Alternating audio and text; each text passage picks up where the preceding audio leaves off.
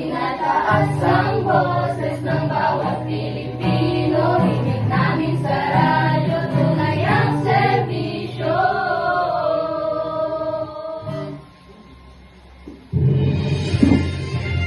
DCES Radio Express, 9.23 sa inyong mga radyo. DCES, maaasahan kahit kailan. At kahit saan man. Saan Irelo, 15 bago mag-alauna ng hapon.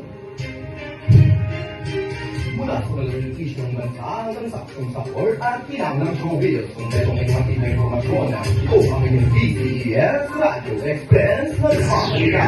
Para sa balitang pang-politika, manhan kay Atong ang mas pinaigting 10 milyong pisong makuya na kalatag na para sa pagkakaresto ng tinuturing na most wanted ng bansa sa kuya.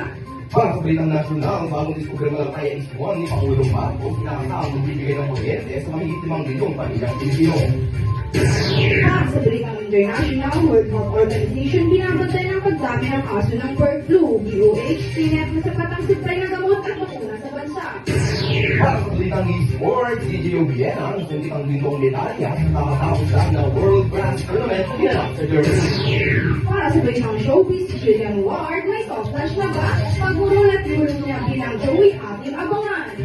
Huwag kumurap dahil sa aming pagbabalik, hindi lang kami magpapahali ng informasyon, kami ay magbigay ng boses sa katotohanan ng pamilya sa kapantay, Loy Bilagan. At lagi ninyong kalapay, Charis Corona. Nagulat para sa DCES Radio Express. Kabayan, huwag kayang malunod ang iyong pangarap sa baha. Iwasan ang pagtatapon ng basura sa mga nalanasero. Ang malinis na daluyan, ligtas na komunidad. Mga isa sa flood control project ng iyong local government unit. Buwasan ang baha, simulan sa Karayong Basura, ang ligtas ang handa. Mula sa inyong LDRRMO ay LB na ito. Pero pa rin nilagay dito sa Radio Express sa balitang pangpolitika sa pumilong dito ng buyan at kaindak para sa taralit ng lambing tycoon na si Charlie Atongaman. Sa ugnay ng kontrobersyal na kaso ng mga nawawalan sa buhero, dahil ito para sa detalye.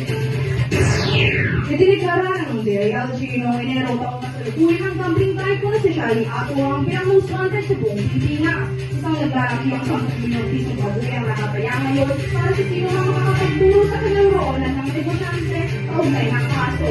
Nanindigan ng Department of Justice sa Koreang Maliliit sa kaso ng kidnapping at homicide para sa magiging 34 na nawawalan sa bumero. Pagkamat patuloy ng mahabang listahan ng mga akusado, malinaw ang mensahe ng pamahalaan. Pero ang sinuman higit sa patas at ang ustisya ay patuloy na nagagalaw sa anuman katagan. Maring Corona nag-uulat para sa DCES Radio Express. Para sa balitang nasyonal, isang malaking tagumpay sa sektora ng enerhiya ang inanunsyo ng Malacanang. Matapos sa panibagong natural gas reserve sa Palawan, anong maluhan ito? Alamin kay AJ. Isang tagumpay para sa enerhiya ng Pilipinas ang inanunsyo ni Pangulong Marcos Jr. Matapos ang may isang dekada paghihintay, opisyal ang sinupirma ang pagkakuha ng paiswa. Tinatay ang may lagigan na 8 bilyong cubic feet ang natural gas ang naturang reservoir. Ayon sa Pangulo, sabay ito para bigyan ng liwanag ang may 5 bilyong kabayan sa buong bansa.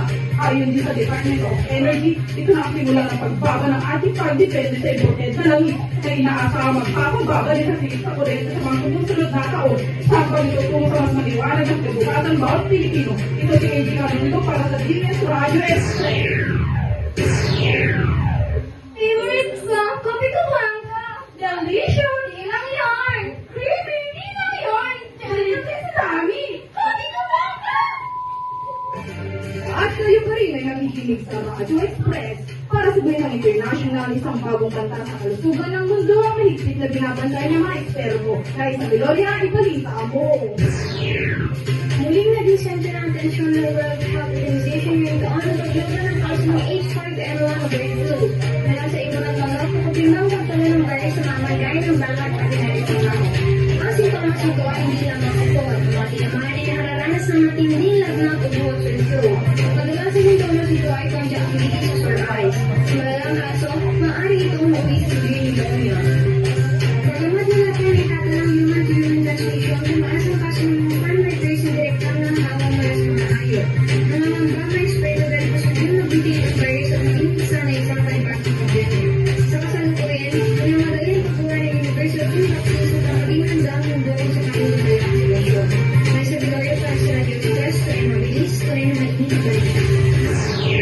Oras na para sa pinakamainit na balita mula sa mundo ng track and field. Kate, ibalita mo.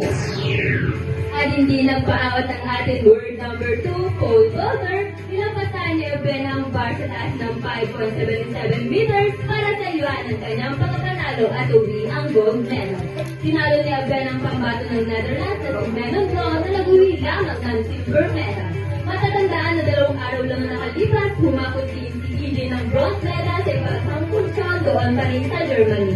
Patunay lang ito mga sport, ang galing ng Pinoy, hindi lang pang reyon, kundi pang world class talaga. Mula rito sa DZES Forecast, ako ang Lucifer.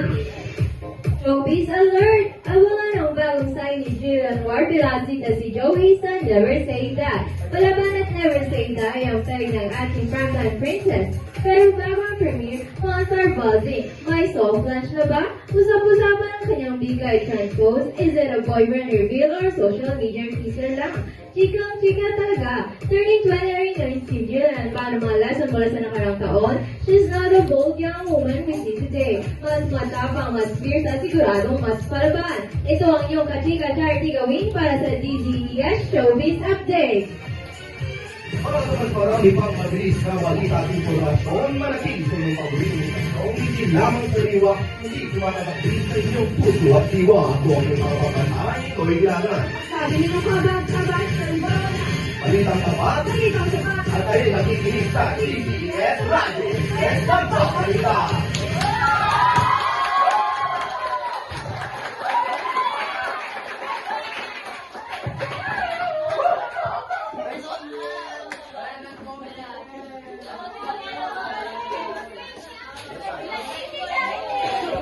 Joey the